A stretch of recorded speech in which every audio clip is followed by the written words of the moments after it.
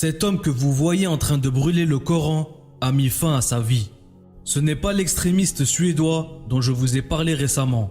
C'est une autre personne qui s'était filmée en train de brûler le Coran il y a quelques mois en Norvège. Mais pourquoi a-t-il mis fin à sa vie récemment? Assalamu alaikum mes frères et sœurs. Bienvenue dans ce nouvel épisode du quotidien musulman. Ces derniers jours, le Coran est l'un des sujets les plus discutés dans les médias. On parle beaucoup de l'extrémiste qui a brûlé des copies du Coran en Suède. Mais un autre avait fait ça avant lui. Il s'agit d'un Norvégien âgé de 42 ans, très opposé à l'islam, qui s'est suicidé. L'homme avait brûlé le Coran, comme vous pouvez le voir sur ces images. Mais il y a quelques jours, il a lui-même décidé de mettre fin à sa vie. Si vous regardez bien les images, vous verrez qu'après avoir brûlé le Coran, il soufflait sur la fumée afin de l'éteindre. C'est un geste assez symbolique, parce que le Coran avait déjà prédit ce genre de comportement. Allah a dit à ce propos, ils veulent éteindre de leur bouche la lumière d'Allah, alors qu'Allah parachèvera sa lumière en dépit de l'aversion des mécréants. Subhanallah, c'est un très fort symbole. Le Coran avait aussi prédit la fin de ceux qui se moquent de la religion d'Allah. Après avoir combattu sans succès la religion d'Allah, ils deviennent déprimés et finissent par mettre fin à leur vie. Mais connaissez-vous la chose la plus incroyable dans ce pays?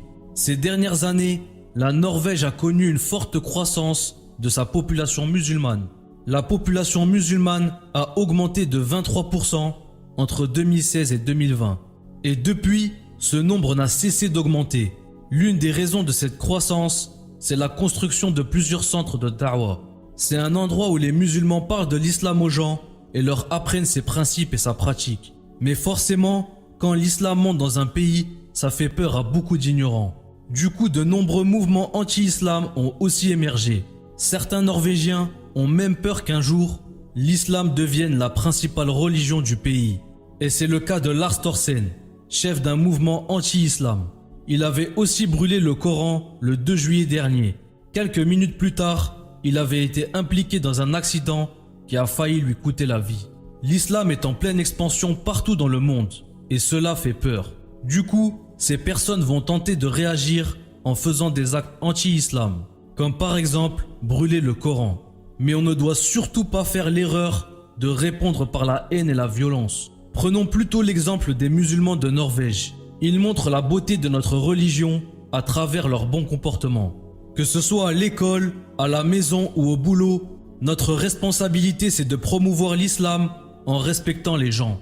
Et pour ça, on n'a pas besoin d'insulter les autres ni de les blesser.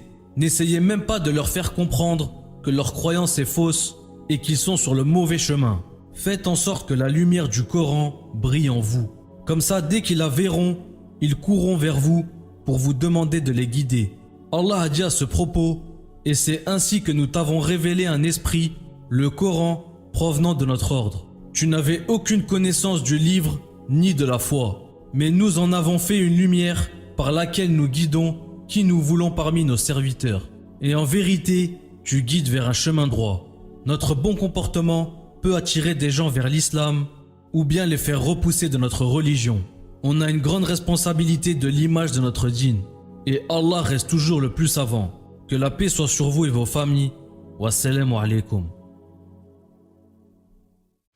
Tout simplement, ces vidéos, elles montrent que voilà, il faut pas toucher au Coran. Alors peut-être que ce n'est, certaines personnes me diront non, ça n'a rien à voir, il s'est suicidé, voilà, point, ça s'arrête là. Il n'y avait pas parce que il a brûlé le Coran, mais je suis certaine que il a créé un acte qui était vraiment mauvais et ça s'est tout simplement retourné contre lui. Enfin, moi, j'en suis convaincue, malheureusement, et on sait très bien que le suicide, c'est un acte qui nous permet pas de rentrer au paradis. Donc cette personne qui s'est suicidée, Dieu seul sait évidemment, mais je pense finira en enfer, parce qu'on sait très bien que le suicide c'est quelque chose dans la religion qui n'est pas pardonnable devant Dieu au niveau pour rentrer tout simplement au paradis. Après, bien sûr, il n'y a que Allah qui décide de oui ou non notre entrée au paradis et qui est pardonneur et miséricordieux. Donc peut-être que, voilà, je sais pas, mais en tout cas, cet acte-là est un gros péché dans la religion de l'islam. C'est quelque chose qui n'est pas, voilà, qui est vraiment, vraiment péché, tout simplement. Donc, voilà, cette vidéo montre encore à quel point il faut surtout pas s'en prendre au Coran et toutes les personnes qui peuvent dire que voilà l'islam arrive en masse dans tout et dans plusieurs pays, pas seulement en France, je parle. Évidemment, oui. Et j'espère qu'elle prendra encore plus de pas. Mais tout ce qu'il faut, c'est simplement les bons enseignements, tout simplement, de l'islam.